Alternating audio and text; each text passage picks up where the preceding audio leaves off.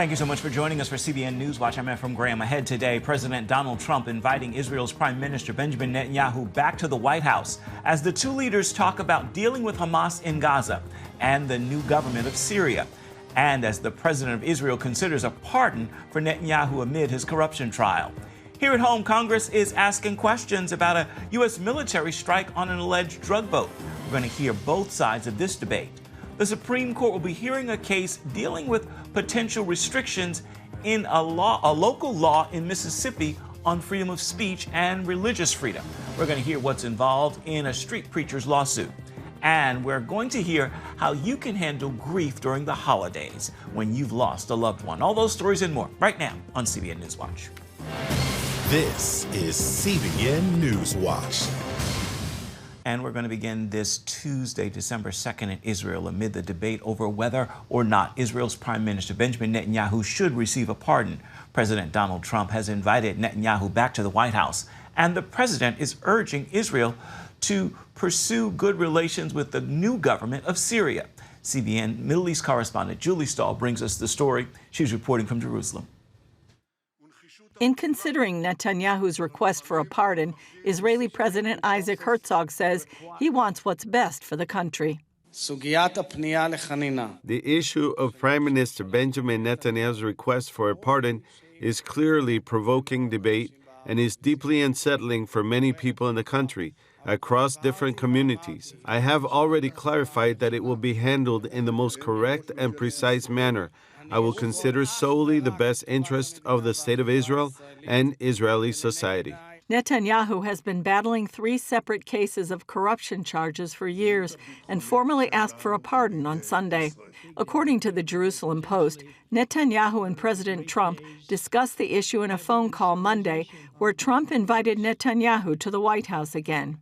The Prime Minister's office said the two leaders stressed the importance and obligation of disarming Hamas and demilitarizing the Gaza Strip and discussed expanding the peace agreements. Prior to their conversation, Trump released a statement saying he is satisfied with the results displayed in Syria and urged Israel to pursue a constructive relationship with the Syrian leadership. It is very important that Israel maintain a strong and true dialogue with Syria and that nothing takes place that will interfere with Syria's evolution into a prosperous state. The new president of Syria, Ahmed al-Shara, is working diligently to make sure good things happen and that both Syria and Israel will have a long and prosperous relationship together. The statement follows IDF strikes inside Syria aimed at capturing weapons that could pose a threat to Israel. And there are reports Israel is considering expanding operations if an investigation reveals al-Shara's troops fired on Israeli forces. Julie Stahl, CBN News, Jerusalem. Our CBN News Middle East Bureau Chief Chris Mitchell is joining us now from Jerusalem. So, Chris, what is the significance of Prime Minister Netanyahu being invited back to the White House, especially at this particular time?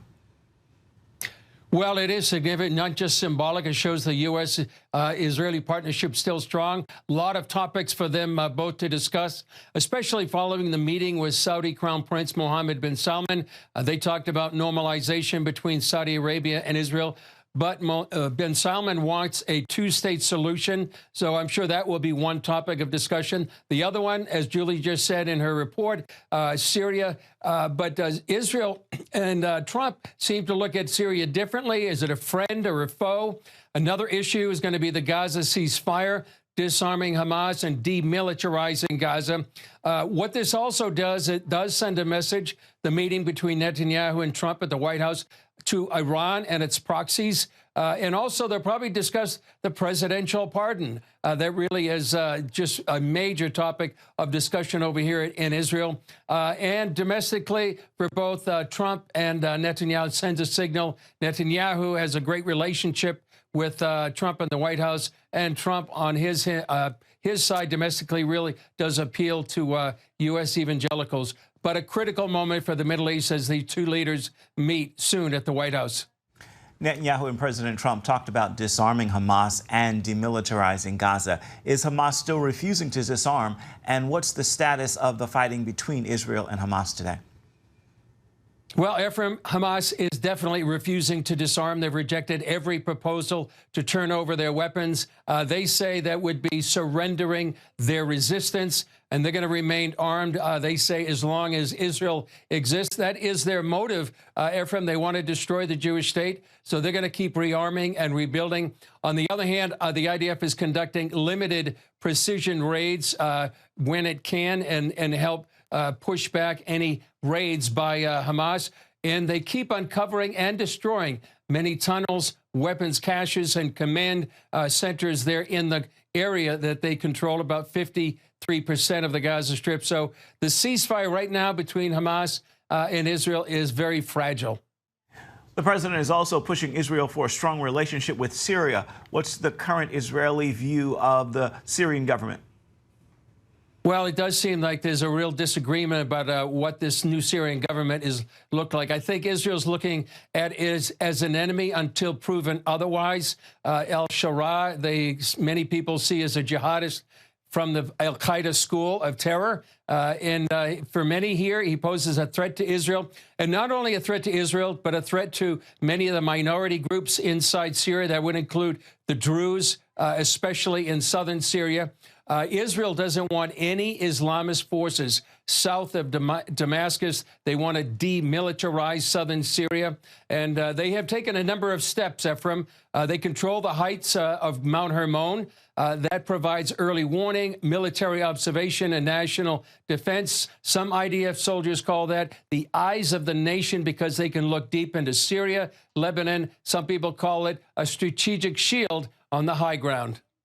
Chris, we've talked about how Israel has to fight the information war in the media. Now Israel is taking new steps on that front. What can you tell us about that? Well, you know, they're taking cues from Charlie Kirk in his letter to Benjamin Netanyahu, certainly before he was assassinated. He recommended they reach a younger demographic because many right now are supporting Hamas. He recommended a rapid response team to monitor online activity and then deliver counter messaging in real time. He compared it to like a U.S. digital political campaign.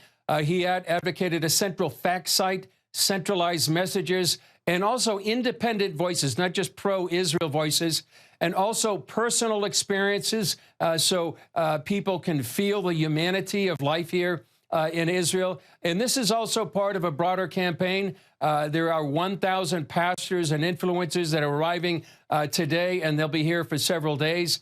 They'll be at the Western Wall, at the Southern Steps, places like Shiloh, and also down at the Gaza envelope. So that's part of a broader campaign, but specifically that digital online campaign is something that Israel seems to be implementing as we speak. Let's look ahead to this evening. What do you have for us on Jerusalem Dateline? Well, updates on the latest news happening here in the region and in Israel. Also a story on a rare or becoming more common now, actually, Knesset prayer between Christians and Jews praying for the peace of Jerusalem and for Israel. A story on David's tent and how they've come here to initiate some prayer, 50 hours of prayer for the 50 states in the U.S. Also a story on a place called Zach's Gifts here in Jerusalem. You can actually go online to Zach's Gifts Jerusalem to get Christmas gifts. And finally, a story about CBN Israel helping an Arab-Israeli family in their time of need. All right, our CBN News Middle East Bureau Chief Chris Mitchell, we thank you again for your insights. Looking forward to checking back with you in the days ahead this week. I want to remind you at home, you can get the latest from Jerusalem Dateline by tuning in at 8 p.m. Eastern on the CBN News channel. You can also watch it on the CBN News app, and it's available on YouTube as well. Here at home, Congress is launching inquiries into a military action off the coast of Venezuela, following a report U.S. forces targeted the survivors of an attack on an alleged drug boat. The White House is calling the strikes a legal act against a threat to the United States. CBN's Wendy Griffith has our report. This video from September 2nd shows the first strike on the alleged drug boat, but questions are growing about a second missile fired. According to the Washington Post, before the operation, Secretary of Defense Pete Hegseth ordered everyone on board the boat killed, but the first missile left 2 survivors hanging onto the wreckage. The Post says a second strike killed them both. Members of both parties sounding the alarm. saying international law prohibits killing enemy combatants who no longer pose a threat. This rises to the level of a war crime if it's true. Obviously, if that occurred, that would be very serious, and I agree that would be an illegal act. Hegseth called the Washington Post report a fabrication, insisting the strikes are lawful and targeted designated terrorist organizations. Monday, White House Press Secretary Caroline Leavitt also said the strikes carried out by Admiral Mitch Bradley were lawful. Admiral Bradley worked well within his authority and the law, directing the engagement to ensure the boat was destroyed and the threat to the United States of America was eliminated. In a social media post, Hegseth said he stands by Bradley's decisions. Let's make one thing crystal clear. Admiral Mitch Bradley is an American hero, a true professional, and has my 100% support, Hegseth wrote. I stand by him and the combat decisions he has made on the September 2nd mission and all others since. Sunday, President Trump told reporters he didn't know the details, but would not have wanted a second strike. To look into it, but no, I wouldn't have wanted that, not a second strike. The first strike was very lethal, it was fine, and if there were two people around, but Pete said that didn't happen. Does that make you? I have great confidence in it. Retired Rear Admiral Mark Montgomery told CBN's Faith Nation it's too soon to use the term war crimes. We don't know the facts of this case. The facts, as stated by some of the congressmen, sound awful. But the reality is, you have to do an investigation. SOCOM, the Department of Defense will have to investigate this and determine what happened. All this takes place amid the largest buildup of U.S. military forces in the Caribbean in decades. President Trump says the airspace over Venezuela should be viewed as closed, and he's also weighing whether to carry out strikes on the Venezuelan mainland. Wendy Griffith, CBN News. Coming up, the highest court in the land set to hear a Mississippi street preacher's case as he says a local law violates his religious freedom and right to free speech. We're going to have that story for you when we come back. You're watching CBN NewsWatch.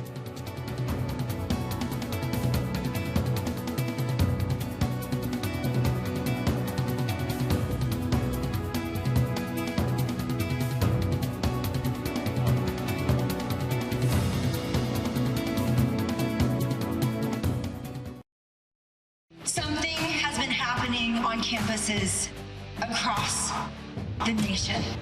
Gen Z has been written off. It looked like everything was okay when deep down it wasn't. I think they've had everything the world has to offer and they're done with it. You all are a part of a generation that God is sparking revival and it is spreading. It's just getting started. Available now. A Mississippi street preacher's arrest outside of a concert venue is at the center of a case before the United States Supreme Court. The outcome could have a widespread impact on challenging local laws people say violate their rights. Tara Mergener has this story.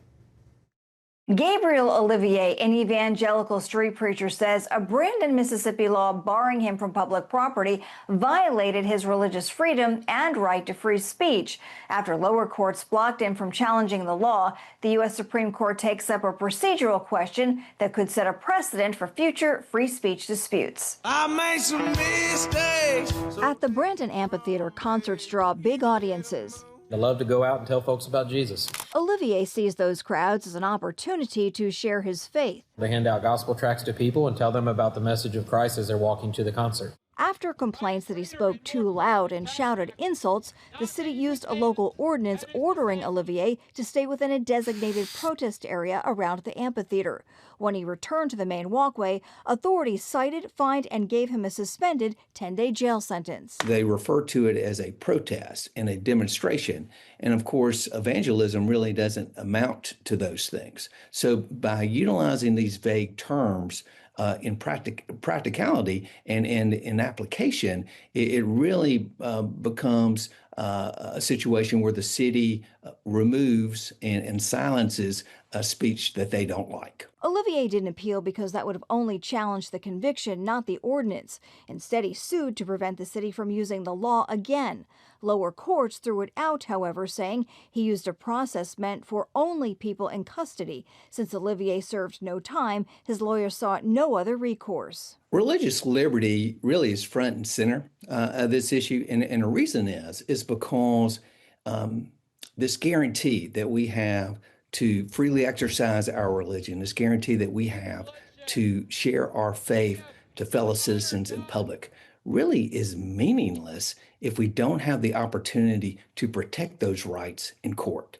The city of Brandon disagrees, and in a statement to CBN News, the city's attorney writes, the petitioner was convicted under a municipal ordinance and elected not to utilize any of the mechanisms available under Mississippi law to challenge it. Instead, while on probation, he collaterally attacked his criminal judgment through a civil tort lawsuit that requested monetary damages and attorney's fees, among other relief. Both the district court and the Fifth Circuit rejected the petitioner's subversion of state law. Jesus is the answer! Free speech advocates believe the case raises a broader concern over the use of designated protest zones to limit public expression and local government's power to control speech in public spaces. If they can limit your free speech in a public park, then they have, really taken away a fundamental right. And it just becomes more and more restrictive. The justices will not rule on whether Brandon's ordinance violates the First Amendment, only whether Olivier still has standing to sue after his conviction and whether people not in jail can challenge a law before it's used again. The ruling could redefine when citizens can fight local laws they believe go too far. A decision is expected later this term. In Washington, Tara Mergener, CBN News. Still ahead, we're taking a look at how to handle grief during this holiday season, especially when you've lost a loved one. We're going to have that story for you right after this. The American Psychiatric Association reports nearly half of Americans say grieving the loss of a loved one is one of the top sources of stress during the holidays. On this week's episode of Healthy Living, the president of Grief Share, a church-based support group, discusses a new book, Survival Guide, Navigating the Holidays After a Loss. It's difficult to get through the holidays thinking about the people we used to share them with. Yeah, it really is. When you've lost someone, and the holidays always bring that back. I mean, the holidays are just about family. You see it on television, in the ads. People are showing up at church with their families, and it's often a reminder of who you've lost. And especially in the months following a loved one's death, the holidays can be particularly painful and really confusing because it's hard to know how to approach the holidays. A lot of times you might not even feel like celebrating, but everybody else around you is, and you don't want to feel like you're discouraging other people. You don't want to feel like a Debbie Downer, so to speak. And so the holidays can be very, very confusing.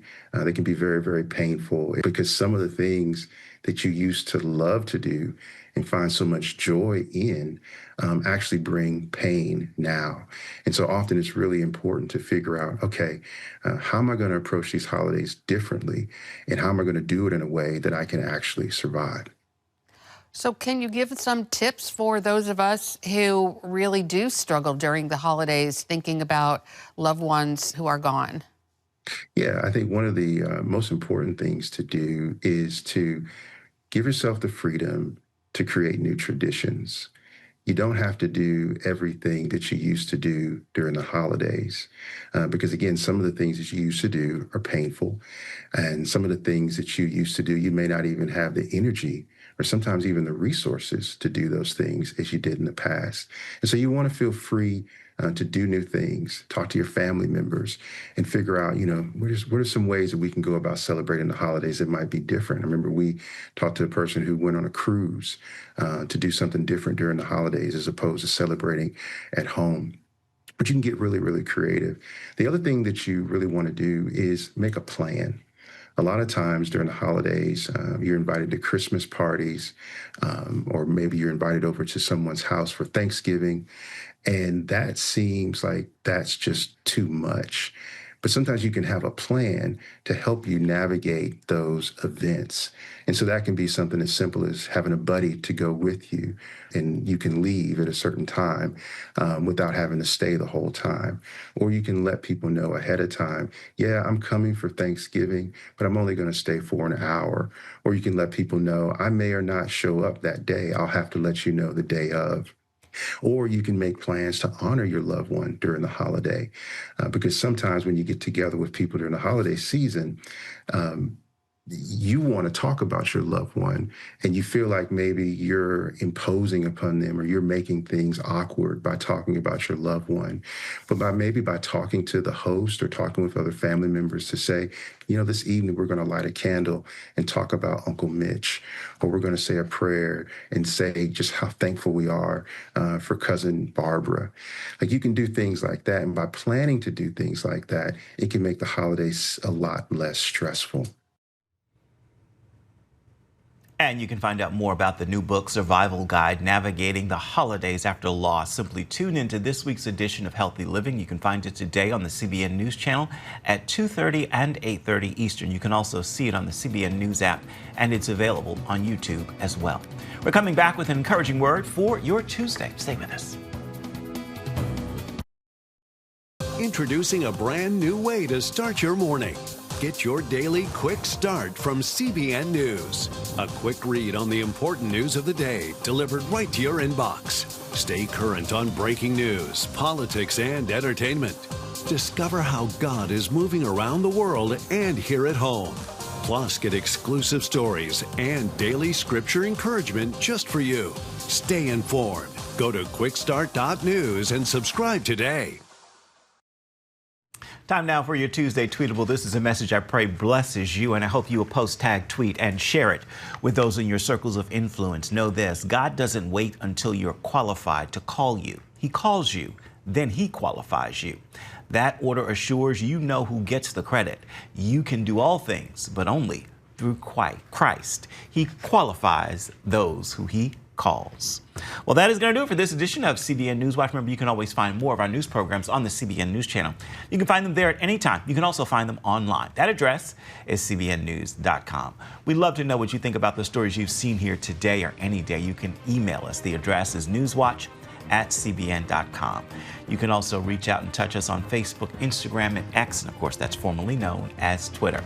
Make this a terrific Tuesday. Have yourself a wonderful rest of the week, and be sure to come back right here, same time tomorrow. Goodbye. God bless. Thank you so much for watching.